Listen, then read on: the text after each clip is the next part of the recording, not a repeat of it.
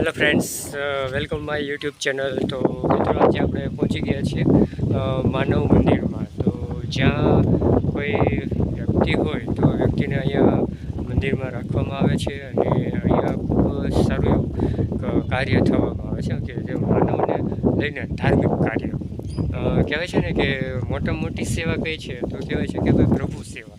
કે ભાઈ તમે પ્રભુ સેવા કરો છો તો પણ પ્રભુ કેમાં રહેલા છે કે કોઈ પણ માણસની અંદર રહેલા હોય. તો માણસની અંદર જ્યારે પ્રભુ વસવાટ કરતો હોય તો એટલે જ કહેવાય છે કે પહેલું મોટામાં મોટી સેવા છે તો કઈ છે તો કે માનવ સેવા. તો માનવની સેવા તમે, મનુષ્યની સેવા તમે કરશો તો પ્રભુ છે તો એ આપણી સમક્ષ આપોઆપ આવવાના જ છે. તો એવું જ અહીં સાવરકુંડલાની અંદર છે તો એ આપણે માનવ મંદિર છે. તો ત્યાં જે કોઈ વ્યક્તિ મગજથી ને માનસિક સંતુલન ખોઈ બેઠેલા હોય તો એવા વ્યક્તિને અહીંયા રાખવામાં આવે છે અને એ લોકોની પણ અહીંયા સારવાર છે, પછી જમવાનું, રહેવાનું બધી જ રીતે એને સુખ સગવડતા પૂરી પાડવામાં આવેલી હોય છે. તો અહીંયા ખૂબ જ સારી રીતે બધા વ્યક્તિઓને છે તો એ રાખવામાં આવે છે જે માનસિક સંતુલન ગુમાવી ગયેલા હોય તે. તો ખરેખર આ જગ્યા છે તો ત્યાં એક ખૂબ સારું એવું કાર્ય થાય છે જે માનવ મંદિર.